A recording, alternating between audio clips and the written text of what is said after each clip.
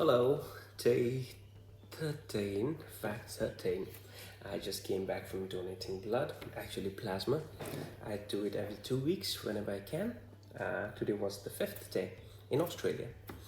Anyway, the fact for today is about accents. Many of my friends say that I have an accent, which I don't believe I have.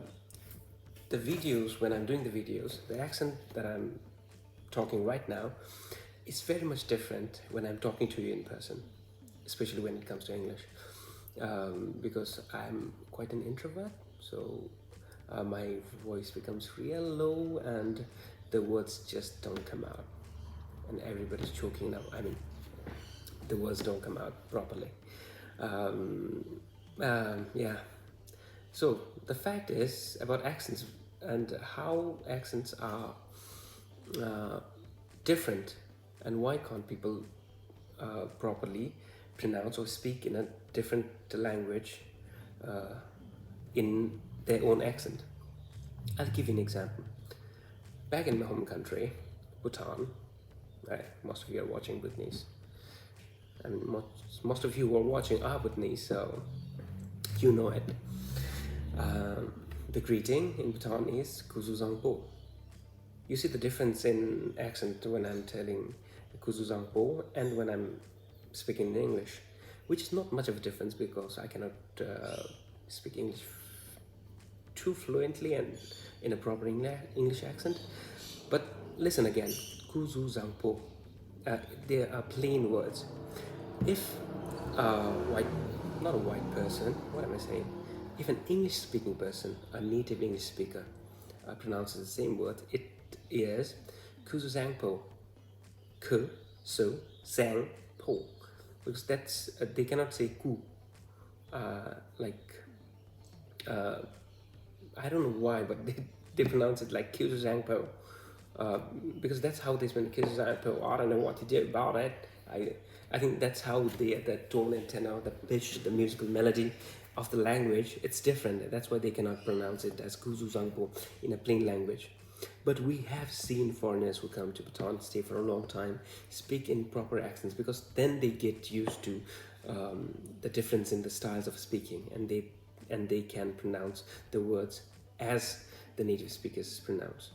Now, when you're trying to speak in an English accent, there are lots of English accents, like many.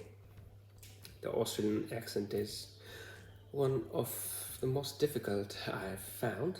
You find it very hard in the first month after coming to Australia that you are not understanding anything because they speak so fast, and I don't know how they speak. I have not figured that out yet. It's quite difficult.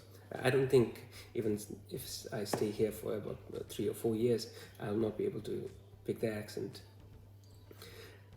But the difference, I'll tell you. Now, when you're speaking in your own native language, you have grown hearing those words, and the way you speak remains constant. Now, when you're trying to speak in English, you have to change the way you speak.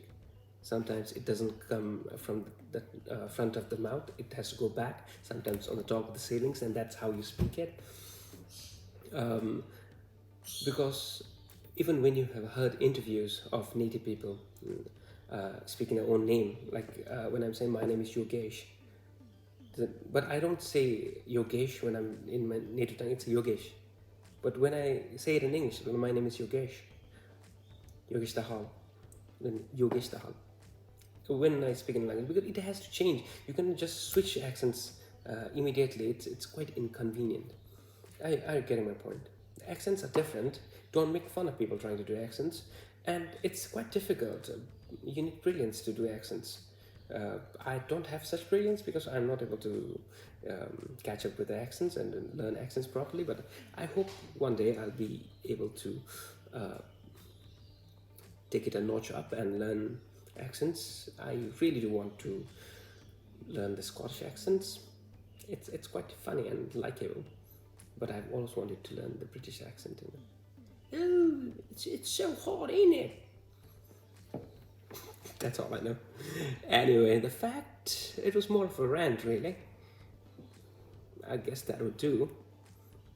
Tomorrow I'll go back to census, so I think you'll have a better fact for tomorrow. Anyway, see you tomorrow for 14.